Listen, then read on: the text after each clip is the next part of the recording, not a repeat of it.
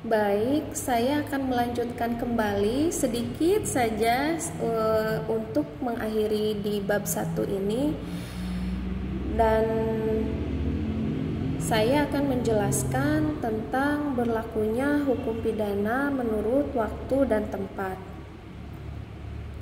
Jadi, menurut waktu atau locus temporis, hukum pidana ini berdasarkan pada asas legalitas tadi yang telah saya sebutkan.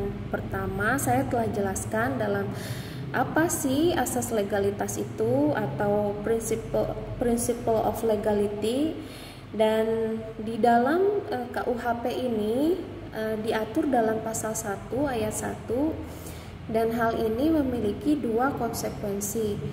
Konsekuensi yang pertama adalah tindak pidana ini harus dirumuskan terlebih dahulu dalam rumusan undang-undang.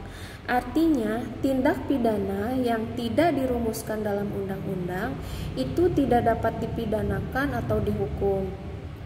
Dan dalam konsekuensi yang pertama ini adanya larangan penafsiran secara analogi. Apa sih penafsiran secara analogi itu? Jadi, maksudnya apabila ada satu perbuatan yang semula bukan perbuatan yang terlarang menurut undang-undang, kemudian jangan sampai secara analogi dipandang sebagai satu perbuatan yang terlarang sehingga pelakunya dapat dikenakan hukuman. Jadi, ini yang dimaksud dengan penafsiran secara analogi. Kemudian konsekuensi yang kedua yaitu peraturan harus ada sebelum terjadinya tindak pidana. Pertama, tidak boleh berlaku surut atau retroaktif. Retroaktif itu adalah hukum yang dibuat baru atau hukum yang dibuat sekarang tidak akan menghukum perbuatan di masa lalu atau tidak akan menghukum pelaku yang sudah melakukan perbuatan tersebut kemudian dia dihukum kembali karena adanya aturan ini. Ini tidak boleh seperti ini. Jadi hanya boleh berlaku maju ke masa depan sejak aturan tersebut dibuat. Kemudian menjamin individu dari kesewenang-wenangan penguasa, dan sanksi pidana ini merupakan bisa dikatakan ini paksaan. Kemudian menurut tempat atau locus delicti, kejahatan ini bisa dilakukan di daratan negara, di perairan atau laut teritorial yang telah ditetapkan oleh HI, dan kemudian ini di udara di atas wilayah negara. Berdasarkan locus delicti ini berlaku beberapa asas. Yang pertama adalah asas teritorial.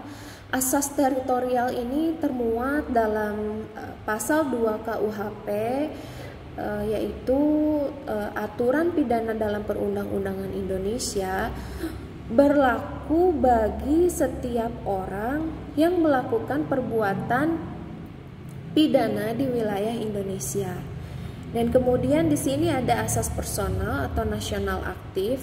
Ini termuat dalam pasal 5 KUHP, yaitu aturan pidana atau perundang-undangan berlaku bagi setiap orang yang berada di luar wilayah Indonesia. Dan kemudian di sini ada asas perlindungan. Asas perlindungan ini termuat di dalam pasal 4 dan pasal 7 KUHP, yaitu aturan pidana dalam perundang-undangan Indonesia berlaku bagi setiap pejabat yang berada di luar Indonesia dan melakukan perbuatan pidana tersebut, dan sanksinya ini diatur di dalam buku kedua di dalam bab 28. Kemudian di sini ada asas universalitas, dan yang terakhir ini ada asas ekstradisi atau penyerahan atau bantuan hukum yang bersifat internasional. Itu kiranya yang dapat saya sampaikan pada bab 1. Mudah-mudahan ilmu yang saya pelajari ini bermanfaat, khususnya untuk diri saya sendiri dan umumnya untuk yang menonton video ini. Terima kasih. Wassalamualaikum warahmatullahi wabarakatuh.